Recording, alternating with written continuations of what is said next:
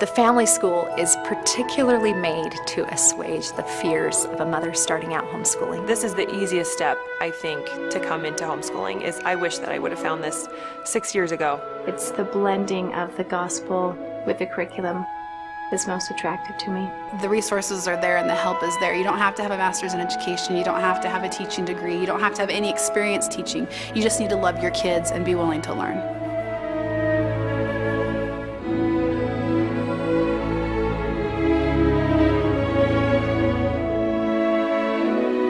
It is so natural to be afraid. Just this last January, there was a mother who spoke to me a few months ago before the new year and said, "We really want to homeschool." Terrified to do it. Very bright, very well-educated woman, terrified to take on the education of her children, but knew that there had to be a better way. And so she brought them home. A week later, she called and said, "I love this. I can't tell you how much I love this. It has blessed our home in ways I could not have even imagined." The best way to go at it is just having a believing heart and having faith and knowing that this is what is appropriate for your family. The family school is always there to give you the fundamentals and the activities, all the support, the ideas of what to do in homeschool. This is so easy. It makes it so anybody can homeschool their kids. The spirit is so strong. There's so many different activities you can do with your kids. Wonderful that I can sit down and even teach my 4-year-old and my 2-year-old, and they're learning at the same time as my older kids are learning. I can teach my 6-year-old and my 13-year-old the same lesson. They get different assignments, so my 13-year-old will be writing an essay and my 6-year-old is doing some coloring. If you have a 5-year-old and an 8-year-old that you're homeschooling together, you can teach them together the same materials and adapt the learning tasks to their individual needs. And all of that is given to you in the family school curriculum. As a family scientist, one of the interesting things that emerges is that children's socialization happens in the home. You hear all kinds of crazy things. How are your children going to get socialized? And what if they fall behind? And all these questions. But the reality of it is that parents know best what their children need. Often that fear is brought up, that what will happen to the social skills of my child if they're not interacting with people of their same age. One of the blessings of being able to have your children at home is that you can structure the interactions and what's shared and what's talked about and what children are learning in a very different way than you can when you send your child for hours away to interact with people who you don't know.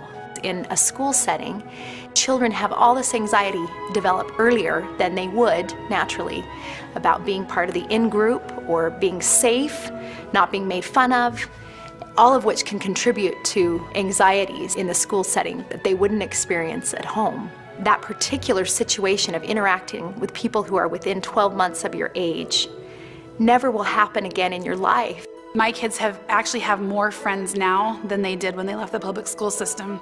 And what I've learned from that is that we have more time to develop meaningful relationships with friends than we did when we were in school. What happens with the family school is you are placed into a network of like-minded people with the same concerns and anxieties and desires that you have, and you can work together in the education of your children. We're actually part of a family school co-op. 35 to 40 families in this area all gathered together, and we study different parts of the family school and the family school methodology. We've sought out in this area our own friends and neighbors that do homeschool, and we have holiday parties. And we exchange Valentines on Valentine's Day, and they have a little family dance group that does square dancing and all kinds of fun things. We still provide lots of opportunity for them to get together with other kids. We just have a little bit more say-so. And so if you reach out and find the families around you and connect with them, they have the same need.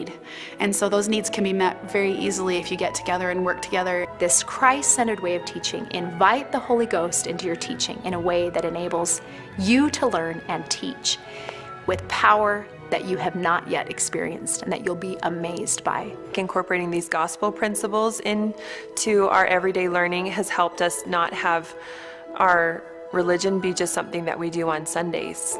You find as you're teaching and you're teaching principles of truth and the gospel is there, that the Holy Ghost is present to expand and enlarge your capacities to learn in ways that you didn't even know you could learn. And that child is learning. You find that the answers that they are giving you are so profound and deep because they are thinking with their heart and their mind together. Yes, this is what we're going for. It's not just straight A's or a certain score on the SATs, although I know that they're achieving excellence in academics, but it's that they're learning a certain type of behavior, a certain type of discipline and character. They're becoming fine individuals, and I feel like every penny of it is worth it.